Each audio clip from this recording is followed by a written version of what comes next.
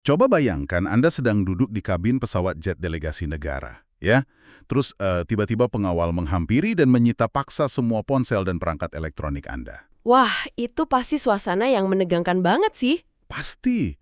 Pesawat yang harusnya menuju ibu kota itu mendadak menukik sangat tajam, keluar jalur dan melarikan diri ke arah perbatasan asing. Dan di tengah guncangan hebat itu, rekan di sebelah Anda malah bercanda. Iya, bercanda soal siapa yang bakal mencairkan uang sayembara untuk kepala Anda kalau rudal beneran menghantam pesawat itu sampai berkeping-keping. Kedengarannya murni kayak naskah film thriller spionase kan? Bener, tapi ini situasi nyata.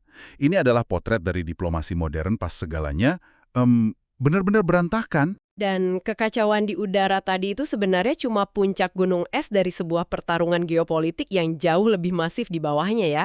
Eksplorasi kita kali ini bakal membongkar anatomi dari sebuah kebuntuan. Nah, sumber yang kita bedah hari ini adalah transkrip wawancara video dari kanal YouTube Neutrality Studies tertanggal 13 April. Betul, di video itu pembawa acara melakukan wawancara yang sangat mendalam dengan Profesor S.M. Marandi dari Universitas Teheran. Dan fokus utamanya itu adalah negosiasi tingkat tinggi yang sangat rahasia ya antara Amerika Serikat dan Iran di Islamabad. Termasuk ancaman blokade Selat Hormuz dan pergeseran tatanan kekuatan global. Tapi sebelum kita menyelam lebih dalam, ada satu aturan main yang perlu kita sepakati bersama nih untuk Anda para pendengar. Iya, ini penting banget. Sumber yang kita bahas ini kan memuat klaim-klaim geopolitik yang sangat tajam dan jelas mewakili narasi spesifik dari satu sisi konflik. Tepat. Posisi kita di sesi penelusuran mendalam ini murni sebagai analis. Kita nggak sedang memihak, kita nggak memvalidasi klaimnya. Betul, kita bukan hakim yang menentukan siapa yang benar atau salah di sini. Fokus kita cuma membedah apa isi klaim Profesor Marandi ini dan kenapa narasi tersebut dibangun sedemikian rupa. Karena memahami perspektif ini secara utuh itu kunci ya. Kunci buat melihat gambaran besar dari kekeruhan geopolitik saat ini. Narasi dari sumber ini tuh emang dirancang untuk membongkar apa yang mereka anggap sebagai hipokrisi Barat. Dan Profesor Marandi menggunakan insiden pendaratan darurat tadi untuk melukiskan tingkah mistrust atau ketidakpercayaan yang absolut ya. Iya. Dia menyebut delegasi Iran di Islamabad itu bahkan nerima ancaman pembunuhan secara terang-terangan. Tunggu, ancaman pembunuhan? Benar. Dia merujuk pada seruan dari media kayak Washington Post dan adanya sayembara atau bounty untuk kepalanya sendiri yang viral di platform X. Oh, wow. Oke, saya bisa paham sih ketakutan akan serangan rudal itu ya. Makanya pesawat nggak jadi mendarat di Teheran dan menukik ke Mashhad, dekat perbatasan Turkmenistan dan Afghanistan. Itu taktik penghindaran yang sangat ekstrim. Tapi bagian penyitaan ponsel tadi bikin saya mikir keras nih. Kalau mereka cuma takut dilacak rudal, bukannya, nyalain mode pesawat atau matiin aja HP-nya udah cukup ya? Masuk akal sih kalau mikirnya gitu. Kan aneh, kenapa harus disita secara fisik, dijauhkan dari delegasi sebelum lepas landas, dan baru dikembaliin pas udah mendarat darurat? Dan masalahnya mode pesawat atau nekan tombol power itu cuma ilusi keamanan ya. Apalagi kalau kita berhadapan sama spionase militer tingkat negara. Oh, karena teknologinya beda? Jauh beda. Perangkat pintar modern itu punya subsistem yang namanya baseband processor. Nah, subsistem ini tetap aktif walaupun layarnya mati atau OS-nya dimatiin. Berarti masih nyala di belakang layar gitu? Betul banget. Kalau perangkat Anda udah diretas pakai spyware kelas militer, kayak eksploitasi zero click yang sering dibahas di dunia intelijen itu, mikrofonnya tetap bisa nyala. Ya ampun, buatnya ada pembicaraan di kabin? Tepat. Dan modul GPS-nya tetap bisa kirim sinyal pelacakan lokasi secara real-time tanpa penggunanya sadar. Pantesan. Jadi menyita dan ngejauhin fisik perangkat itu ke mungkin kompartemen yang dilapisin pelindung sinyal, itu benar-benar krusial ya? Ya, itu satu-satunya jaminan anti-surveillance buat ngegagalin panduan rudal presisi yang mungkin menargetkan mereka. Jadi paranoia mereka itu emang punya landasan teknis yang sangat nyata ya? Tapi ini malah memunculkan anomali logika yang besar nih buat saya. Anomali gimana maksudnya? Gini, kalau Anda percaya pihak lawan udah siap nembak jatuh pesawat Anda atau membunuh delegasi Anda di jalan pulang, buat apa repot-repot duduk satu meja sama mereka di Islamabad? Iya. Pertanyaan yang sangat valid. Gimana Anda bisa negosiasi soal perdamaian kalau Anda bahkan nggak percaya mereka bakal biarin Anda hidup? Apalagi kan ketua parlemen Iran juga ikut di penerbangan itu. Yang kata Marandi ikut mempertaruhkan nyawa. Nah, disitulah uniknya diplomasi. Diplomasi publik itu seringkali bukan tentang mencapai kesepakatan dengan musuh yang ada di seberang meja. Terus tentang apa dong? Tentang memenangkan hati audiens yang lagi nonton dari luar ruangan. Kalau kita analisis transkrip ini, Iran sebenarnya udah memprediksi kalau AS pada akhirnya bakal tetap menyerang. Karena berkaca dari perang-perang sebelumnya ya. Betul. Tapi pimpinan Iran itu butuh bukti empiris. Mereka datang ke perundingan Islamabad buat ngebuktiin kedua kelompok utama kalau mereka tuh udah berusaha maksimal. Kelompok pertama pasti rakyat mereka sendiri dong secara domestik. Pasti, secara politis sebuah pemerintahan itu kan nggak bisa minta rakyatnya nanggung beban perang kalau pemerintahnya nggak kelihatan udah ngerahin semua usaha diplomatik buat mencegah perang itu kan.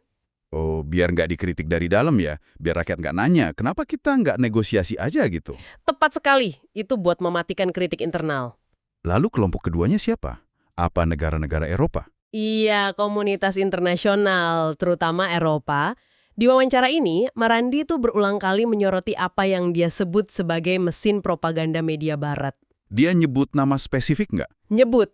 Dia spesifik nyebut The Guardian, New York Times, sama Breitbart. Menurut klaimnya, media-media ini bertindak sebagai corong kekaisaran. Corong kekaisaran. Istilah yang tajam banget. Sangat tajam. Marandi bilang tugas utama mereka itu memutarbalikkan fakta ya. Bikin korban justru kelihatan sebagai pihak yang bersalah. Dia menganalogikan taktik ini sama narasi yang menutupi realitas di Gaza dan Lebanon. Berarti dengan hadir di Islamabad dan nunjukin iktikat baik, Iran mengklaim kalau mereka lagi melucuti senjata propaganda barat itu ya? Betul, itu narasi yang coba dibangun. Kalau gitu, berarti ruang negosiasi itu sebenarnya cuma panggung sandiwara doang dong. Dan kalau kita lihat apa yang diklaim terjadi di dalam ruangan itu, sandiwaranya berjalan sangat buruk. Sangat buruk. Menurut sumber kita, ada ketimpangan mandat yang luar biasa ekstrim di meja perundingan. Kayak gimana ketimpangannya? Marandi ngeklaim kalau delegasi Iran datang bawa mandat penuh dari Ayatollah. Artinya mereka punya wewenang eksekutif buat ambil keputusan langsung di tempat. Oke, mereka bisa langsung ketok palu. Terus pihak seberangnya? Nah, di seberang meja, Marandi mendeskripsikan delegasi AS yang diwakilin JD Vance dan didampingi Jared Kushner sebagai pihak yang sama sekali nggak punya otoritas. Sama sekali. Sama sekali, malas Marandi spesifik nuduh kalau Kushner ada di sana murni buat mendahulukan kepentingan rezim Israel di atas kepentingan nasional AS sendiri. Wah, ini narasi yang berat banget ya. Di sumber ini, Vance bahkan digambarin harus terus-terusan keluar ruangan buat ngelepon Washington dan Israel untuk tiap poin kecil. Iya, dan bayangin aja mekanismenya. Pasti bakal ngancurin tempo negosiasi manapun. Nggak heran kalau perundingan itu akhirnya runtuh di tengah malam. Tapi mari kita bedah substansi tuntutannya nih. Karena ini bagian yang sangat menarik. Oke, silahkan. Sumber kita nyebutin kalau AS awalnya datang nuntut penyerahan tanpa syarat. Jelas ditolak mentah-mentah. Terus mereka nyodorin rencana 15 poin. Ditolak lagi, kan? Tolak lagi. Sampai akhirnya delegasi raksasa AS ini diklaim terpaksa pakai rencana 10 poin milik Iran sebagai kerangka dasar. Nah, Marandi nyebut fakta itu sebagai bukti nyata kalau AS secara diplomatis udah kalah perang. Kalah perang karena kepaksa pakai draft musuhnya. Bener, klaim kalah perang itu berakar dari pandangan gimana sebuah negara adidaya terpaksa beroperasi pakai draft dokumen milik negara yang justru lagi mereka tekan. Tapi, tuntutan AS di rencana 15 poin itu yang bikin pihak Iran merasa absurd banget. Apa aja sih isi tuntutannya sampai dibilang absurd? AS minta penghentian total program nuklir Iran. Nah, Marandi ngerespons ini dengan argumen kalau program mereka itu murni damai. Dan dia sampai ngutip tokoh AS juga ya. Betul, secara retoris dia ngutip tokoh konservatif AS kayak Joken dan Tulsi Gabbard. Menurut Marandi, tokoh-tokoh ini mengakui kalau Iran itu bukan ancaman eksistensial, tapi justru kebijakan luar negeri AS lah yang lagi disetir sama lobi Zionis. Dan yang lebih gila lagi nih, menurut transkrip ini, AS juga nuntut hak buat ikut ngelola Selat Hormuz. Itu tuntutan yang sangat berani ya? Saya sih kebayang gimana reaksi delegasi Iran dengar tuntutan itu. Marandi sampai ngelontarin sindiran tajam. Ini bukan Teluk Meksiko, apa urusannya Amerika di sini? Ya, karena tuntutan pengelolaan Selat Hormuz itu nabrak langsung inti ideologi dari revolusi Iran 47 tahun yang lalu. Soal kedaulatan kan? Tepat, kedaulatan mutlak atas wilayah teritorial mereka. Selat Hormuz itu bukan sekedar jalur air biasa. Ini pintu gerbang kedaulatan yang pantang buat dikompromikan. Dan pas diplomasi di meja perundingan ini nemuin jalan buntu, gara-gara tuntutan yang dianggap nggak masuk akal itu, konfliknya kan nggak langsung hilang gitu aja. Enggak, dia cuma pindah wujud dan lokasi aja. Benar, dari ruangan ber-AC di Islamabad, ketegangan ini tumpah ruah langsung ke perairan paling krusial di planet ini, yaitu Selat Hormuz itu sendiri. Disinilah peperangan narasi mulai berbenturan langsung secara fisik dengan realitas taktis di lapangan. Pemicunya apa sih awalnya? Pemicu transisinya itu sebenarnya kegagalan teknis di gencatan senjata. Transkrip nyebutin sempat ada kesepakatan gencatan senjata 2 minggu. Tapi kesepakatan regional ini punya satu celah fatal. Status Lebanon ya? Gimana ceritanya celah ini bisa jadi masalah besar yang hentiin urat nadi global? Jadi, mekanismenya bermula dari Perdana Menteri Pakistan yang saat itu bertindak sebagai mediator. Dia menegaskan kalau Lebanon tuh secara implisit udah masuk dalam perlindungan gencatan senjata. Berarti aman dong harusnya? Harusnya. Tapi Presiden Trump, yang menurut klaim Marandi lagi-lagi bertindak di bawah tekanan Israel, menolak keras perluasan ini. Akibatnya, operasi militer terhadap Lebanon terus jalan. Jadi Iran mandang pengeboman Lebanon yang terus berlanjut itu sebagai pelanggaran langsung terhadap esensi gencatan senjata kan? Betul sekali. Dan sebagai aksi balasan mekanis, Iran mutusin buat nggak melonggarkan cengkraman mereka di Selat Hormuz. Kapal-kapal dagang dari negara musuh tetap dilarang lewat. Iya, semua kapal tanker yang berafiliasi dengan negara-negara yang mereka anggap bermusuhan ditahan aksesnya. Nah, di titik inilah narasi media barat meledak ya. Ada tuduhan kalau Iran tuh diam-diam naburin ranjau laut di sepanjang Selat Hormuz buat ngeblokir kapal-kapal itu. Dan Marandi tentu saja membantah keras tuduhan ranjau ini. Pasti. Dia bilang nggak ada satupun bukti fisik, dan melabeli narasi ranjau itu murni sebagai kebohongan fabrikasi dari media barat. Ini yang ngebawa kita ke satu insiden militer yang sangat spesifik, dan jujur aja, sinematik banget yang diceritain Marandi soal armada Angkatan Laut AS. Oh, insiden ini krusial banget buat paham cara kerja perang opini. Berdasarkan klaim sumber nih, armada laut AS nyoba bermanuver masuk ke Teluk Persia. Terus dicegat. Langsung dicegat pakai peringatan radio keras dari Angkatan Laut Iran. Sementara, drone militer Iran tuh berdengung tepat di atas kapal-kapal AS tersebut. Realitas taktisnya, setidaknya menurut Marandi, AS mundur. Karena mereka nggak berani ambil resiko eskalasi di mana armadanya bisa ditenggelamin. Tapi secara politis, negara adidaya kan nggak boleh kelihatan dipukul mundur gitu aja sama drone negara berkembang kan? Gengsi militer ya? Iya. Ini tuh ibaratnya, coba bayangin, ada satpam mall yang lari ngejar maling, dia malah kesandung dan jatuh telungkup di lantai. Wah, malu banget sih itu. Bener. Alih-alih bangun dan ngaku kalau dia jatuh, dia malah langsung push up di tempat kejadian, biar pengunjung mall ngira dia emang lagi sengaja olahraga. Metafora yang pas banget. AS mengklaim mereka lagi ngelakuin operasi pembersihan ranjau, bukan karena ranjaunya beneran ada, tapi buat nutupin fakta kalau mereka baru aja diusir mundur. Setidaknya itu narasi dari Profesor Marandi. Iya, metafora satpam tadi tepat, tapi ini skalanya mempertaruhkan nyawa ribuan orang. Operasi pembersihan ranjau ini punya fungsi ganda ya. Apa aja tuh? Pertama, nyelamatin muka militer mereka di mata domestik dan sekutu. Kedua, narasi ancaman ranjau ini ngasih dalih moral yang seolah-olah heroik banget buat AS, supaya bisa melanggar batas perairan tanpa harus ngaku kalau posisi tawar mereka di Islamabad sebenarnya udah melemah. Berarti ini tuh bener-bener murni PR bersenjata ya? Public relations pakai armada militer. Tepat, PR bersenjata. Tapi PR bersenjata ini punya konsekuensi yang jauh melampaui urusan kebanggaan militer doang. Untuk Anda yang lagi dengerin, Anda mungkin mikir, oke, ada saling gertak militer sama negosiasi gagal di Timur Tengah, terus kenapa saya harus peduli? Pertanyaan wajar sih, apa hubungannya sama kehidupan di sini? Nah, disinilah efek dominonya bergerak kayak gelombang tsunami senyap yang ngarah langsung ke dompet Anda loh. Blokade di Selat Hormuz ini bukan cuma insiden terisolasi. Bukan sama sekali. Ini tuh mekanisme pencekikan terhadap sistem saraf pusat ekonomi global. Gimana pergeserannya menurut Anda? Pergeseran fungsinya tuh radikal banget. Kalau kita lihat polanya nih, diplomasi dan kekuatan militer tradisional tuh kayaknya udah kehabisan ruang gerak. Sebagai gantinya, mereka bermutasi jadi instrumen perang ekonomi murni yang dirancang buat saling menyandara pasokan global. Saya coba cerna rute pencekikannya dulu ya. Marandi ngeklaim kebijakan blokade yang didorong AS ini sejatinya lagi nyekik sekutu AS sendiri di kawasan itu. Kayak Kuwait, Bahrain, dan Uni Emirat Arab. Bahkan merambat sampai ke Asia kan? Iya, ekonomi raksasa kayak Tiongkok dan Jepang mendadak keputus dari suplai minyak dan LNG atau gas alam cair. Tunggu sebentar, kenapa Jepang atau negara Asia lain harus ikut menderita kalau konflik utamanya itu antara AS dan Iran?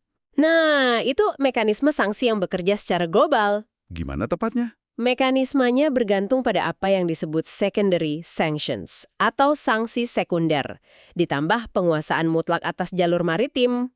Selat Hormuz itu kan arteri bagi sekitar 20-30% konsumsi minyak dunia ya. Dan sebagian besar LNG global juga lewat sana. Betul, jadi pas saat itu ngalamin hambatan, rantai pasokan otomatis langsung keputus. Kapal tanker raksasa yang harusnya ke Jepang jadi tertahan. Padahal Jepang sangat amat bergantung pada LNG buat bahan bakar pembangkit listrik mereka. Oh, paham. Jadi kalau pasokan LNG terhambat, pembangkit listrik di sana nggak bisa beroperasi maksimal dong? Tepat, dan ini bikin efek riak yang parah. Industri manufaktur di Asia terpaksa nurunin kapasitas produksi gara-gara biaya energi melonjak drastis. Pas produksi chip komputer, komponen elektronik, atau suku cadang otomotif menurun, terjadi kelangkaan global. Dan Anda, para pendengar, bakal ngerasain imbasnya dalam hitungan minggu aja. Benar. Harga barang elektronik yang Anda incar bakal melonjak. Biaya logistik buat ngantar bahan makanan pokok ke pasar di kota Anda bakal naik tajam gara-gara harga bahan bakar global yang ngeroket. Jadi rentetan ini jelas banget. Iya. Keputusan yang diambil dari kegagalan diplomasi di Islamabad dikalikan dengan insiden drone di Selat Hormuz, hasilnya adalah inflasi yang langsung masuk ke ruang tamu Anda. Ini yang bikin analogi Marandi terasa masuk akal ya. Dia secara eksplisit ngelabelin perilaku AS dalam krisis ini kayak bos mafia Don. Bos mafia yang siap ngancurin rumah semua orang termasuk sekutunya sendiri, asalkan musuhnya hancur. Betul. Tapi ada satu hipotesis menarik dari transkrip ini. Kenapa AS tiba-tiba pakai opsi pemusnahan ekonomi yang sebegitu brutalnya? Menurut Marandi, kenapa tuh?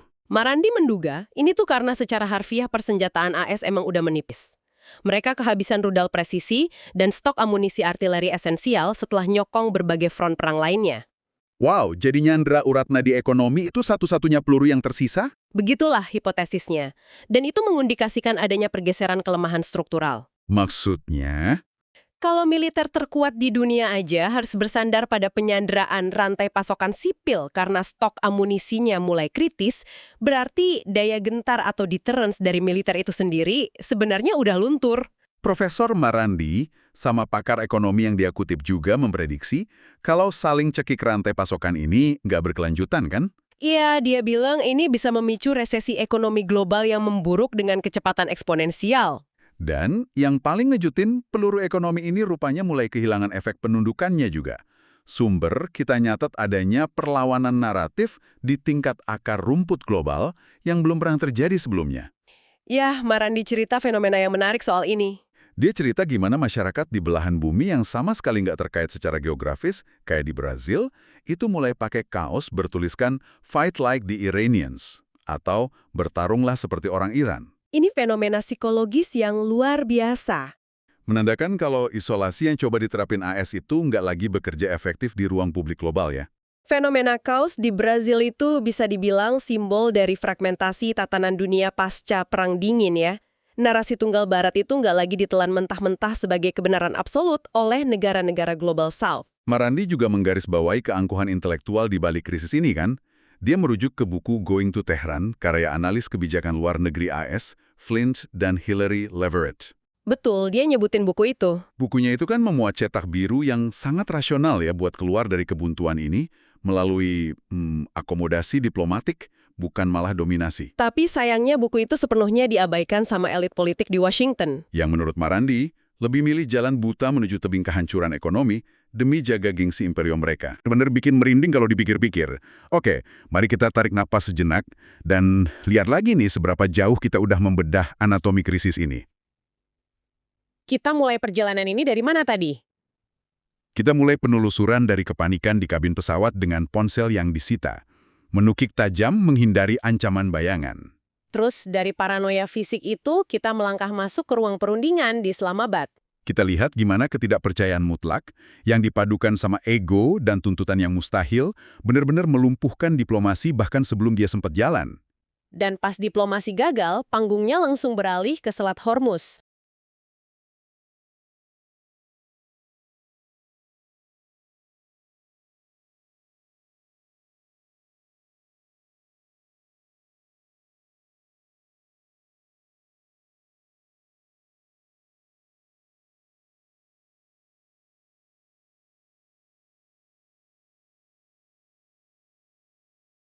Pengabaian terhadap solusi rasional dari pakar mereka sendiri itu nunjukin satu hal yang jelas. Apa itu? Dalam negosiasi ini, logika kelangsungan hidup global itu seringkali dikalahkan oleh ego politik domestik. Benar-benar bikin merinding kalau dipikir-pikir.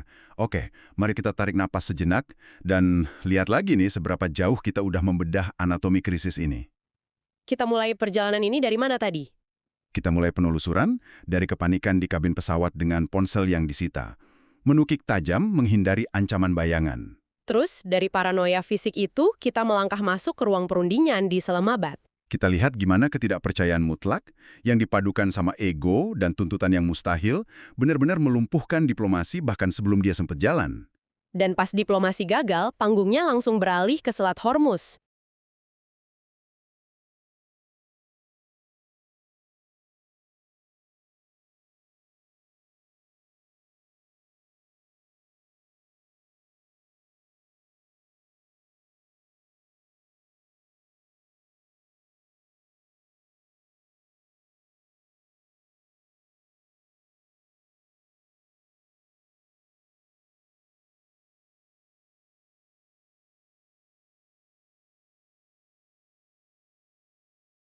Pengabaian terhadap solusi rasional dari pakar mereka sendiri itu nunjukin satu hal yang jelas. Apa itu? Dalam negosiasi ini, logika kelangsungan hidup global itu seringkali dikalahkan oleh ego politik domestik. Benar-benar bikin merinding kalau dipikir-pikir. Oke, mari kita tarik napas sejenak dan lihat lagi nih seberapa jauh kita udah membedah anatomi krisis ini. Kita mulai perjalanan ini dari mana tadi? Kita mulai penelusuran dari kepanikan di kabin pesawat dengan ponsel yang disita.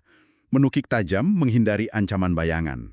Terus, dari paranoia fisik itu, kita melangkah masuk ke ruang perundingan di Islamabad. Kita lihat gimana ketidakpercayaan mutlak yang dipadukan sama ego dan tuntutan yang mustahil benar-benar melumpuhkan diplomasi bahkan sebelum dia sempat jalan.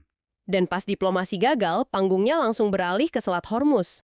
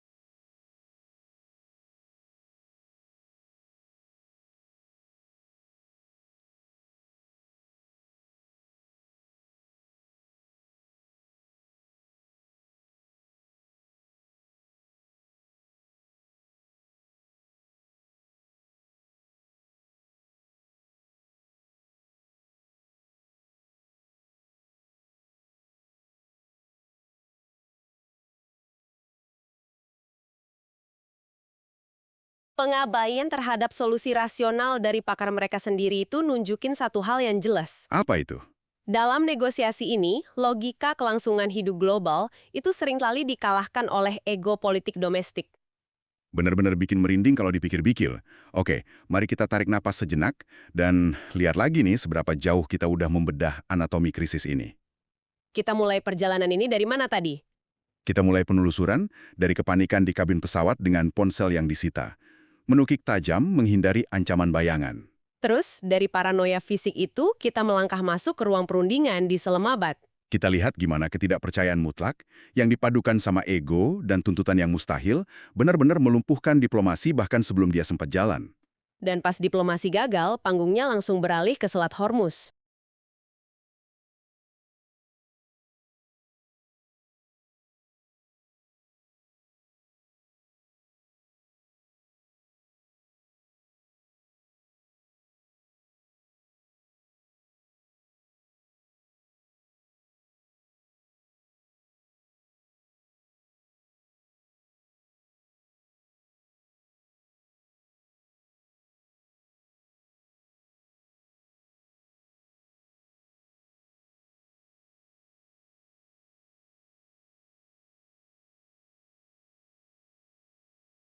Pengabaian terhadap solusi rasional dari pakar mereka sendiri itu nunjukin satu hal yang jelas. Apa itu?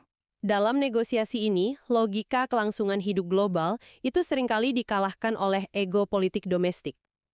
Benar-benar bikin merinding kalau dipikir-pikir. Oke, mari kita tarik napas sejenak dan lihat lagi nih seberapa jauh kita udah membedah anatomi krisis ini. Kita mulai perjalanan ini dari mana tadi? Kita mulai penelusuran dari kepanikan di kabin pesawat dengan ponsel yang disita. Menukik tajam menghindari ancaman bayangan. Terus, dari paranoia fisik itu, kita melangkah masuk ke ruang perundingan di Islamabad. Kita lihat gimana ketidakpercayaan mutlak yang dipadukan sama ego dan tuntutan yang mustahil benar-benar melumpuhkan diplomasi bahkan sebelum dia sempat jalan. Dan pas diplomasi gagal, panggungnya langsung beralih ke Selat Hormuz. Di mana pertempuran sesungguhnya itu adalah pertempuran kebohongan dan narasi. Operasi PR bersenjata buat nutupin realitas di lapangan. Hingga akhirnya kita nelusurin gimana rentetan kejadian itu secara mekanis mencekik pasokan energi global. Yang pada akhirnya mendikte harga kebutuhan sehari-hari Anda di pasar. Dan perlu ditekankan kembali, untuk Anda semua, ini adalah rekonstruksi realitas murni dari kacamata satu sisi narasi yang ditawarkan oleh Profesor Marandi. Tapi membedah satu sisi narasi ini secara mendalam tuh tetap sangat penting loh buat nguji asumsi kita sendiri tentang gimana dunia ini bekerja. Pasti. Ada sebuah benang merah yang agak mengganggu tapi sangat nyata dari seluruh diskusi kita hari ini. Yang ngebawa kita ke sebuah pemikiran akhir nih. Silakan. Selama setengah abad terakhir, tatanan dunia kita kan dijaga oleh dua pilar utama. Ancaman intervensi militer yang sangat menghancurkan dan ancaman sanksi ekonomi yang mematikan. Tapi Insiden pengusiran kapal oleh drone tadi dan juga kegigihan negara yang disanksi justru nunjukin kalau kedua pilar tersebut mungkin udah kehilangan taringnya. nah, kalau sanksi udah nggak lagi menakutkan dan kekuatan militer konvensional terlalu berisiko buat dipakai, apa yang tersisa buat dunia ini dong? Itu dia pertanyaan eksistensial bagi abad ke-21.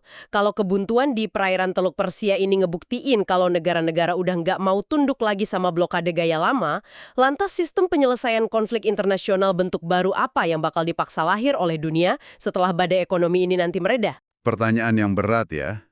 Apakah kita bakal masuk ke era di mana setiap negara sibuk ngebangun rantai pasokan tertutup mereka sendiri? Atau akankah muncul arsitektur diplomasi baru yang nggak lagi didasarkan pada ancaman dan paksaan? Ini pertanyaan yang sangat krusial buat Anda renungkan. Pas layar radar geopolitik tuh nggak lagi nunjukin titik terang yang jelas, tapi malah dipenuhi sama kabut disinformasi, pertarungan narasi ego sektoral, dan intrik sandiwara yang kadang lebih nyata dari film. Instrumen terbaik yang Anda punya ya cuma pemikiran kritis Anda sendiri. Betul sekali. Jangan pernah menelan narasi apapun secara utuh ya. Selalu tanyain kenapa dan gimana di balik setiap klaim yang disodorkan ke hadapan Anda. Terima kasih ya udah ngeluangin waktu berharga Anda buat ikut menyelami kedalaman konflik ini bareng kita.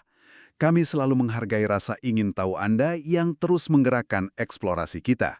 Tetaplah skeptis, tetaplah kritis, dan sampai jumpa di penelusuran mendalam kita selanjutnya.